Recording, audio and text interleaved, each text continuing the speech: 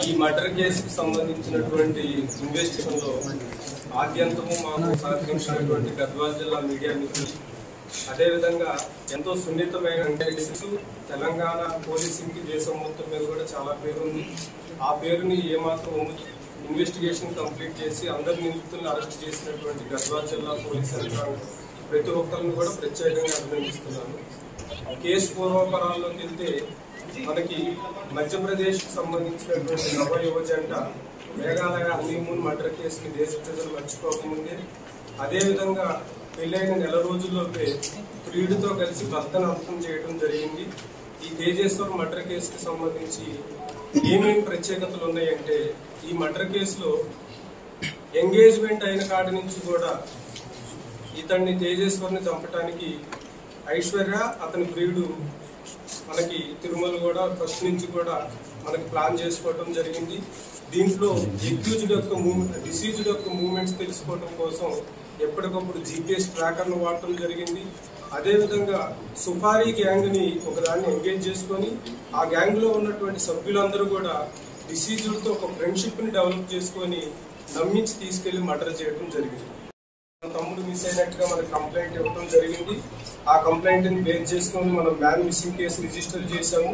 So అతనికి సంబంధించినటువంటి bike ఎక్కడ పార్క్ అయి ఉంది, అదేవిధంగా అక్కడి నుంచి ఒక 3 పర్సన్స్ వచ్చి అతను ఒక వెహికల్ లో ఎక్కించుకెళ్ళినట్టు మనకి సీసీటీవీ కెమెరాలో స్పష్టంగా కనపడింది.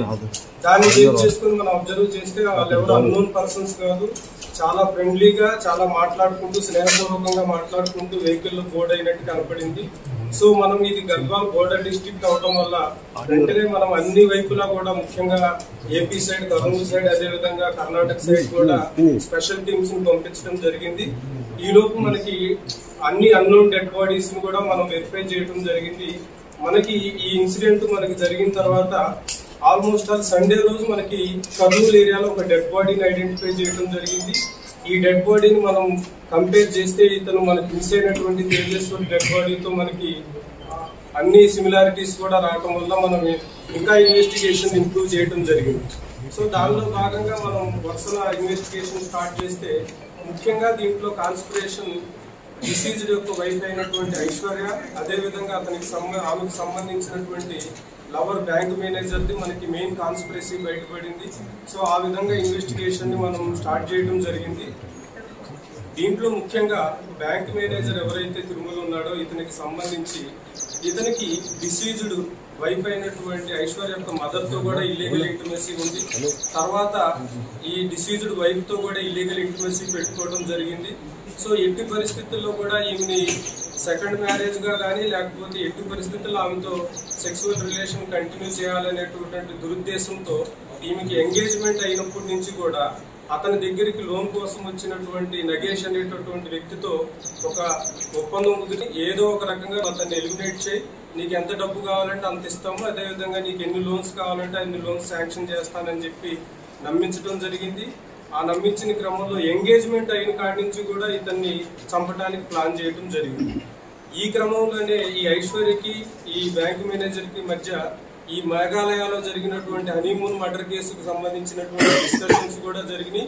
సో అక్కడేదో పొరపాటు జరిగింది, ఇక్కడ మటుకు మనం పక్కాగా ప్లాన్ ఎగ్జిక్యూట్ చేయగలం, ఎట్టి పరిస్థితుల్లో కూడా పోలీసులు డిటెక్ట్ చేయలేరు అనేటటువంటి నమ్మకంతోనే ఈమె చాలా సార్లు కూడా హస్బెండ్ ని బైక్ మీద నన్ను కర్నూలులో డ్రాప్ చేయమని చెప్పి తీసుకెళ్లమని అడగటం జరిగింది.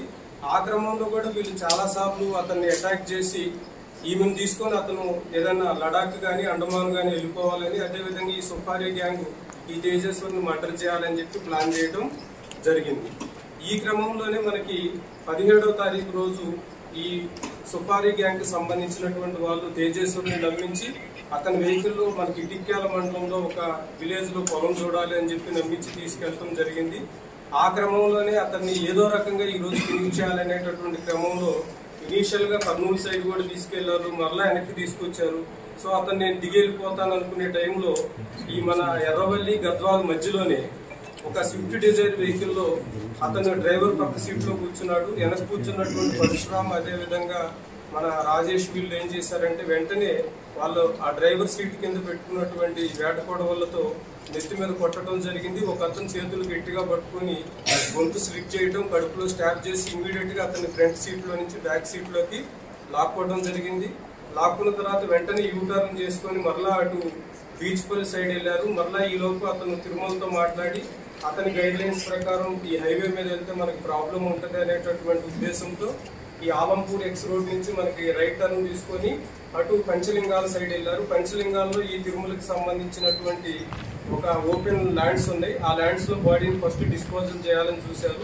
అయితే ఈ స్టాప్ చేసిన క్రమంలో వీళ్ళందరికీ బట్టల నిండా రక్తం అవడంతో తిరుమలకి చెప్పారు.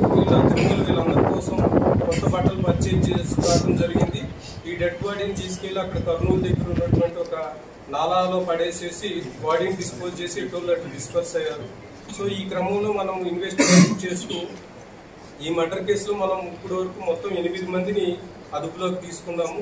దీంట్లో మెయిన్ అక్యూజ్డ్ అయినటువంటి బ్యాంక్ మేనేజర్ తిరుమల్, అదేవిధంగా డిసీజ్డ్ వైఫ్ ఐశ్వర్య, అదేవిధంగా ఈ సుఫారీ గ్యాంగ్ ని లీడ్ చేసినటువంటి నగేష్, పరశురాం, రాజేష్, అదేవిధంగా ఇంటి పక్కనే ఉంటూ ఎప్పటికప్పుడు వీళ్ళ మూవ్మెంట్ ని తిరుమలకి వాళ్ళకి అందజేసినటువంటి మోహన్, అదేవిధంగా మర్డర్ చేశాడని తెలిసిన తర్వాత కూడా ఈ తిరుమలకి సహకరించి అతన్ని ఎస్కేప్ చేయడానికి ట్రై చేసినటువంటి అతని ఫాదరు, అదేవిధంగా రిటైర్డ్ ఏపీఎస్పీ హెడ్ కానిస్టేబుల్, అదేవిధంగా డిసీజ్డ్ వైఫ్ యొక్క మదర్ సుజాతను కూడా అదుపులోకి తీసుకోవడం జరిగింది.